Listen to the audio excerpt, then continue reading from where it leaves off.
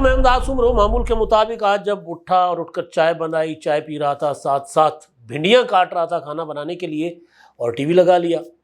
TV लगाया तो अता तारड़ साहब की प्रेस कॉन्फ्रेंस चल रही थी। अता तारड़ की प्रेस कॉन्फ्रेंस में वो जो ऐलानात कर रहे थे वो सुनकर मेरे जहन में उस्ताद नुसरत जावेद साहब अक्सर एक शेर पढ़ा करते हैं पंजाबी का, वो मेरे जहन में आ गया। तोतिया मन मोतिया, मैं आख दी मैं वेख दी, तू ऐस गली ना जा, ऐस गली दे जट बुरे लेंदे फाइयां पा। ऐसा फैसला जिसके बाद अब मुल्क में कोई पॉलिटिकल पार्टी सलामत नहीं रहेगी। मुल्क में जमहूरी निज़ाम नहीं कायम रह सकता अगर हुकूमत उस फैसले पर अमल दरामद करने में नाकाम हो गई, और अगर कामयाब भी हो गई तो भी अगला कदम या तो इमरजेंसी होगा या मार्शल लॉ होगा। सियासी तौर पर मुस्लिम लीग नून की और इत्तेहादियों की हुकूमत मामलात को डील ही नहीं कर पा रही। लग यूं रहा है कि फैसले कहीं और हो रहे हैं और उन फैसलों पर अमल दरामद के लिए सियासतदानों को कठपुतली के तौर पर आगे बिठा दिया जाता है। ऐलान क्या था? तहरीक इंसाफ पर पाबंदी लगाने का। ऐलान क्या था? इमरान खान और आरिफ अलवी और कासुम सूरी पर आर्टिकल 6 लगाने का। ऐलान क्या था? फॉरेन फंडिंग करने वालों या अभी तक जो फंडिंग दे रहे हैं पीटीआई को, उनके जो है वो पासपोर्ट जब्त करना, मनसूख करना। और नज़रसानी की अपील जो सुप्रीम कोर्ट ने मखसूस नशिस्तों के मामले पर फैसला सुनाया, और सुप्रीम कोर्ट ने तो आईन और कानून को बालाए ताक रखते हुए उन्होंने तो सारी की सारी सीटें पीटीआई को दे दी जो कि पिटिशनर नहीं थी। ये इस नज़रसानी के मामले की हद तक और उस मामले को लेकर, सुप्रीम कोर्ट के फैसले को लेकर जो हुकूमत मुस्तरब है, हुकूमत परेशान है। वो परेशानी अपनी जगह बिल्कुल दुरुस्त। सुप्रीम कोर्ट के उस फैसले के ऊपर हमने भी सवालात उठाए, मगर जो ऐलान किया गया उस ऐलान का पस मंजर कुछ यूँ है कि एक बड़े ऐवान में, जमहूरी ऐवान में, एक फॉरेन डेलीगेशन था, वहाँ आया हुआ, वहाँ अपना ज़ियाफ़त थी। तो उस दिन जब फैसला आ गया था सुप्रीम कोर्ट में मखसूस नशिस्तों वाला, तो बताने वाले ये बताते हैं कि किसी पॉलिटिकल आदमी ने, हुकूमत के किसी वज़ीर ने आकर बताया अपने किसी साथी को कि ये फैसला आ गया। तो उसके बाद एक और ताकतवर शख्सियत बैठी थी, जो बड़ी ताकतवर शख्सियत थी वो तो खामोश थी, बड़ी शख्सियत नंबर 1। लेकिन जो दूसरी ताकतवर शख्सियत थी उन्होंने कहा कि हमारे पास प्लान है। तो ये वो प्लान था, शायद प्लान बी। अब ये प्लान बी अगर कामयाब नहीं हुआ तो क्या होगा? इसलिए मैंने कहा ना, तोतिया मन मोतिया, तो मैं आख दी मैं वेख दी, तो ऐस गली ना जा, ऐस गली दे जट बुरे लेंदे फाइयां पा। कोई नहीं बचेगा फिर। तहरीक इंसाफ के बारे में मेरे ख्यालात आपके सामने हैं। पंजाबी की कहावत है कि वेले दी नमाज कवेले दियाँ टकरा। अगर ये करना था, पीटीआई पर पाबंदी लगानी थी, जो ग्राउंड हमारे काबिल एहतराम वज़ीर इत्तलात अता तारड़ साहब ने बताई हैं, अगर उन ग्राउंड्स के ऊपर उन वजूहात की बिना पर तहरीक इंसाफ पर पाबंदी लगानी थी तो बहुत देर की मेहरबान आते। फॉरेन फंडिंग साबित हो गई थी कब? अगस्त 2022 में। सुप्रीम कोर्ट ने 3 अप्रैल 2022 को फैसला सुनाया था, और उस फैसले के बाद सुप्रीम कोर्ट कहती रही कि आइन तोड़ा गया था, उसके ऊपर एक्शन क्यों नहीं हुआ? नहीं एक्शन लिया गया। बाज़ औक़ात कुछ काम ऐसे होते हैं जो मसलहतन नहीं करने पड़ते। मुझे पता है कि उस वक्त हुकूमत ने आर्टिकल 6 इसलिए लगाने की कोशिश नहीं की थी क्योंकि उमर अता बंदियाल बैठे हुए थे। मुझे पता है कि हुकूमत उस वक्त फॉरेन फंडिंग साबित होने के बावजूद तहरीक इंसाफ पर पाबंदी लगाने का हुकूमत ने फैसला इसलिए नहीं किया था क्योंकि उमर अता बंदियाल बैठे हुए थे ऊपर, गुड टू सी यू वाले जैसे साहबान थे। लेकिन जब आप उस वक्त नहीं कर सके थे तो अब ये सब करना, इसका मतलब है कि फा लेना खुद। सिस्टम को जो है ना वो नुकसान पहुंचेगा इससे, और डेस्परेशन में ये फैसला आया। सवालात बहुत हैं। अता तारड़ साहब ने प्रेस कॉन्फ्रेंस में कहा कि तमाम इत्तेहादियों से मुशावरत करके फैसला किया जा रहा है। वो जो मुशावरत का उन्होंने लफ्ज़ इस्तेमाल किया था जुमला, इस जुमले में, वो तो था नज़रसानी के मामले पर मखसूस नशिस्तें।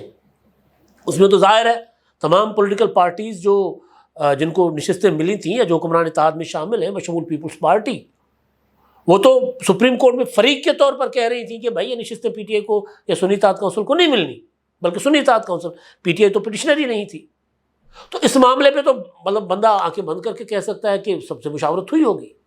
लेकिन जो दूसरे मामला आते हैं, फिर मैंने फ़ोन खड़काए, टलियाँ खड़काई, क्योंकि बिलावल भुट्टो जरदारी साहब मुल्क से बाहर हैं, वो अमेरिका गए हुए हैं, वो यकम के बाद पाकिस्तान वापस आएंगे। आसिफ जरदारी ऐवान सदर में बैठे हुए हैं। पीपल्स पार्टी के जो टॉप जो लीडरशिप है मुस्लिम लीग नून के साथ इंगेज करने के हवाले से 3-4 लोग हैं। उन 3-4 लोगों में से किसी एक से मेरी बात हुई। उन्होंने कहा कि हम तीनों चारों में से किसी मुद्दे पर मुशावरत नहीं हुई।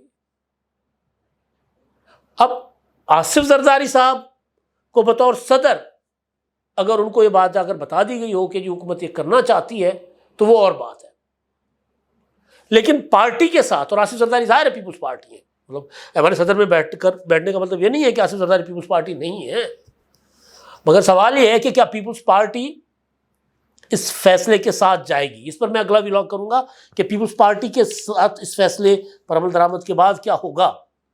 लेकिन जो अभी सवालात हैं, भुट्टो शहीद ने नेशनल अवामी पार्टी पर उस वक्त की जो अपनी अपोजिशन थी उसका सबसे तगड़ा उस पर पाबंदी लगा दी थी, बगावत के मुकदमा दर्ज हो गए थे। अफराज साहब खट्टक साहब ने हमें बहुत किस्से बताए कि उसमें भुट्टो शहीद का कितना कसूर था, और बाकी वो जो जिस तरह आज की हुकूमत को कोई ना कोई आकर कह देता है कि ये कर लो वो कर लो, तो वो खामोशी से कितना काम डाल रहे होते थे, वो एक अलग कहानी है। हम उससे हटके हम सिर्फ नतीजे की बात कर रहे हैं। नतीजा क्या हुआ था? पाबंदी लगा दी ना, तो फिर मार्शल लॉ लग गया। इमरान शफकत साहब की बैठक में और अपने वीलॉग्स में मैं इमरान खान की हुकूमत जाने के बाद से अब तक मुसलसल जब इस मामले पर बात होती है कि जी इमरान खान को डील कैसे करना है, मैं सिर्फ एक बात करता हूं कि पॉलिटिकली डील करें, सियासी अंदाज में डील करेंगे। इमरान खान साहब कोई तुरम खान नहीं है, कोई बड़ा तोप चीज़ नहीं है। इमरान खान तो वो लीडर है कि 8 फरवरी की इतनी बड़ी कामयाबी के बाद भी उसने अपने गले फा ही लिया है। तो इमरान खान की तो हिकमत अमली सारी की सारी नाकाम। हाँ, ये लड़ाई जुडिशरी की और इस्टेब्लिशमेंट की है।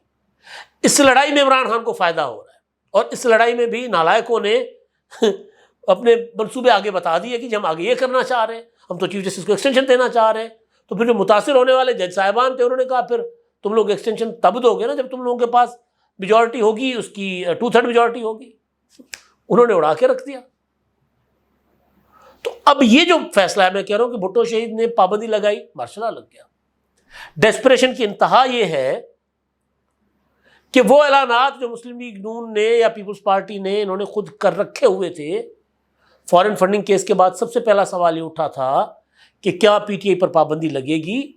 तो राणा सनाउल्लाह ऑन रिकॉर्ड है, हसन इकबाल ऑन रिकॉर्ड है, ख्वाजा आसिफ ऑन रिकॉर्ड है, सब कहते थे कि नहीं, किसी पॉलिटिकल पार्टी पर पाबंदी नहीं लगनी चाहिए। मगर आज पाबंदी उसी फॉरेन फंडिंग केस की बुनियाद पर लगाने का ऐलान हुआ। साइफर की ऑडियो तो आपने पकड़ ली, उसको तो 1.5-2 साल हो गए। उसके ऊपर आपने कोई साइफर की कह रहा हूं मैं, IMF को की डील खराब करवाने वाली, उस पर तो अभी तक कोई एक्शन नहीं हुआ। होता भी है तो अदालतें रोक देती हैं। तो जब आप पाबंदी लगाने जा रहे हैं, फॉरेन फंडिंग केस मैंने जैसे बताया कि वो अगस्त 2022 का है। अब एक पॉलिटिकल पार्टी पर पाबंदी लगाने का कानूनी तरीका क्या है, जो अता तारड़ साहब ने बताया भी कि जी हम रेफरेंस दायर करेंगे सुप्रीम कोर्ट में, वफाकी काबीना का फैसला होगा, फिर वफाकी हुकूमत एक रेफरेंस सुप्रीम कोर्ट में दायर करेगी, फिर सुप्रीम कोर्ट उस रेफरेंस को सुनने के लिए एक बेंच बना देगी, या सुप्रीम कोर्ट कहेगी कि फजूल है, उड़ा देगी, सुनेगी, बेंच ही नहीं बनेगा, एंटरटेन ही नहीं करेगी। लेकिन अगर काबिल समाअत करार देने या कम से कम उसको उसके ऊपर बेंच बना दे सुप्रीम कोर्ट कि काबिल समाअत है या नहीं है, या इसको चलाया जा सकता है, तो वो भी तो सुप्रीम कोर्ट, इसी सुप्रीम कोर्ट में जाएगी ना जिस सुप्रीम कोर्ट से तंग आकर, हार कर, शिकस्त खाकर हुकूमत या किसी और ने यह फैसला किया कि पीटीआई पर पाबंदी लगाए। तो वहां पर पाबंदी लग सकती है? सवाल ये है, दायरा नहीं लगेगी ना। अगर ये जज साहिबान जिनके साथ अब हुकूमत महाजाराई की तरफ बढ़ रही है, या जो अदलिया ने महाजाराई शुरू की है, कहीं से भी आगाज हुआ है, फाइनल कॉल तो अदालत के पास होगी ना। दूसरा, आर्टिकल 6, 7 अप्रैल 2022 का फैसला सुप्रीम कोर्ट का। तो 2 साल के बाद आप ये ऐलान कर रहे हैं कि जी आप सदर अलवी पर, कासिम सूरी पर, इमरान खान पर आर्टिकल 6 लगाएंगे। अगेन आर्टिकल 6 के लिए वजारत दाखिला ने फिर सुप्रीम कोर्ट से राब्ता करना है कि जी हमने इनके ऊपर बगावत का, गद्दारी का मुकदमा बनाना है, जिस तरह परवेज मुशर्रफ के ऊपर बना था। फिर सुप्रीम कोर्ट एक स्पेशल कोर्ट बनाएगी जिस तरह परवेज मुशर्रफ की बनी थी, जस्टिस अपना मरहूम सेठ वकार की सरबराही में। तो अगर सुप्रीम कोर्ट वो बेंच ही ना बने, सुप्रीम कोर्ट का यहाँ तो आइन टूटा ही नहीं है, फिर आप क्या करेंगे? मसला है ना, क्या हो सकता है बेंच बन जाए। लेकिन मसला ये है कि अदलिया में तो अभी तक साइफर जैसा ओपन शट केस आप मुकदमा साबित नहीं कर सके। उसी साइफर की बुनियाद पर आप पाबंदी लगवाने जा रहे हैं। IMF को खत लिख रहे हैं, उसी बुनियाद पर आप पाबंदी लगवाने जा रहे हैं। फॉरेन फंडिंग केस के ऊपर आपने अभी तक कोई कार्रवाई नहीं की हुकूमत ने, उसकी बुनियाद पर आप पाबंदी लगवाने जा रहे हैं। अदलिया से तो इमरान खान को, मैं खुली डुली बात कर लूँ, वहां से तो इमरान खान साहब को सपोर्ट मिल रही है। तो आप क्या करेंगे? और ये फैसला क्यों किया गया है?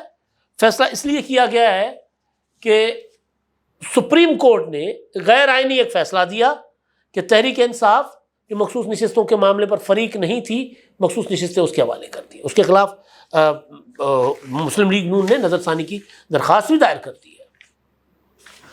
अब नज़रसानी की दरख्वास्त जो है वो दायर करने तक रहते, और सुप्रीम कोर्ट अगर आपकी नज़रसानी की दरख्वास्त भी उड़ा देती, वो कहती कि नहीं PTI का राइट बनता है, वो हमारा लाडला है, हमने उसी को ही देना है, तो अभी क्या हो जाता? मैक्सिमम क्या हो जाता? आपके पास 2/3 मेजॉरिटी ना होती। अदरवाइज तो आप कंफर्टेबल है ना, 209 सीटें आपके पास हैं। वो जो आपके पास 26-27 सीटें मिली थी इजाफी, वो आपकी उधर चली जानी है। तो हुकूमत तो अपनी जगह बरकरार रहती ना। अब इस फैसले के बाद हुकूमत ने अपनी बुनियादें हिला दी, और माशाल्लाह इतने ये दाना हैं बैठे हुए फैसले करने वाले। ज़ाहिर नॉन पॉलिटिकल लोग फैसले कर रहे हैं, और पॉलिटिकल लोगों को कहा जा रहा है कि इसके ऊपर अमल करें, कि इस फैसले के बाद इमरान खान मजीद मजबूत हो गया। इमरान खान ने आज तक कोई ऐसा काम नहीं किया कि हम ये कहें कि इमरान खान ने ये बड़ा काम करके अपनी पार्टी को मजबूत किया। नहीं, इधर से मतलब मैं बार बार कह रहा हूं कि 8 फरवरी के इलेक्शन के रिजल्ट को अगर एक शख्स अपने हक में इस्तेमाल ना कर सका, और जायज़ हक की बात कर रहा हूँ, वो अंदर पड़ा हुआ है, गल रहा है, सड़ रहा है, तो अब होगा क्या? ये लड़ाई तो है अदलिया की और इस्टेब्लिशमेंट की, या अदलिया की और हुकूमत की। और इस लड़ाई में अदलिया ने एक स्टैंड ले लिया हुआ है, और उसमें नज़र आ रहा है कि हमारे मौजूदा चीफ जस्टिस साहब जो है वो पिस रहे हैं। उनको साफ नज़र आ रहा है कि जी ये जो कुछ हो रहा है जुडिशल एक्टिविज्म है, ये कोई आइन और कानून के मुताबिक सब कुछ नहीं हो रहा। जिसका उन्होंने जो मखसूस नशिस्तों का फैसला है उसमें इजहार भी किया कि हम आइन में अपने मर्जी के अल्फाज शामिल नहीं कर सकते। ठीक है, तो वो उन्होंने वो बार बार कह रहे हैं, वो बार बार चीख कर कह रहे हैं। लेकिन मसला ये है कि क्या चीफ जस्टिस किसी पॉलिटिकल पार्टी पर पाबंदी लगाने के लिए इनका साथ देंगे? तो चीफ जस्टिस भी खुद अपनी पोजीशन उनकी भी कमजोर हो गई। और अगर पाबंदी की दरखास्तें या पाबंदी की पिटीशंस का नहीं होती एंटरटेन, तो अगला फिर मरहला क्या होगा? लग यूं रहा है मुझे कि सारे फैसले करने से पहले एक फैसला कर लिया गया बुनियादी, कि जो भी हो इमरान खान और तहरीक इंसाफ इनकी सियासत को ख़त्म करने के लिए हर कदम उठाया जाएगा। अब ये कदम है, और इस कदम के बाद कोई बईद नहीं है कि तय कर लिया गया हो कि अगर हम PTI पर पाबंदी लगाने में कामयाब नहीं होते तो मार्शल लॉ लगाना पड़ा तो मार्शल लॉ, इमरजेंसी लगानी पड़ी तो इमरजेंसी। लेकिन अगेन 18वीं तरमीम के बाद मार्शल लॉ और इमरजेंसी जो है वो लगा के भी देख ले तो सुप्रीम कोर्ट खड़ी है। सुप्रीम कोर्ट वहाँ भी जो है वो अपना मुदाखलत करेगी, और आइनी मुदाखलत होगी और जायज़ मुदाखलत होगी। तो इस बंद गली में जिसमें इमरान खान थे, आज इस बंद गली में इन दानाओं के फैसले की वजह से हुकूमत खुद चली गई हुई है। हालांकि हुकूमत को कहीं कोई ख़तरा नहीं था। अब PTI का जो इस पर रद्दमल है, बाकी में बातें सदर अलवी का भी है, सबका है, लेकिन PTI का रद्दमल मैं आपको देता हूँ, फिर अगला व्लॉग इसी के ऊपर होगा, लेकिन पीपल्स पार्टी के पस मंज़र में होगा और कुछ और चीज़ें होंगी। 8 फरवरी को मिलने वाले तहरीक इंसाफ के अवामी मैंडेट की वापसी का अमल शुरू होने से जनरल आसिम मुनीर और उनकी कठपुतली हुकूमत की बदहवासी मज़ीद बढ़ती जा रही है, जिसके बाद वो तहरीक इंसाफ पर पाबंदी लगाने का दिन में ख्वाब देखना शुरू हो गए हैं। जनरल आसिम मुनीर होश के नाखुन ले और आइन से मज़ीद खिलवाड़ करके पाकिस्तान की बुनियादों को मत हिलाएं। कोई मुहिब वतन पाकिस्तानी मुल्क की सबसे बड़ी और मकबूल जमात पर पाबंदी का नहीं सोच सकता। ये करना पाकिस्तान की बुनियादों को हिलाने और मुल्क को खाना जंगी की तरफ भेजने के मुतरादिफ है। हमूद रहमान कमीशन रिपोर्ट से सबक हासिल करें और आग से खेलना बंद करें। कौम आपकी अना की तस्कीन के लिए मुल्क का नुकसान बर्दाश्त नहीं करेगी। ये PTI का रद्द-ए-अमल है और मेरा तबसरा फिर वही है, तोत्या मन मोत्या, मैं आखदी मैं वेखती तो ऐस कली न जा। अब तक के लिए इतना ही। अल्लाह।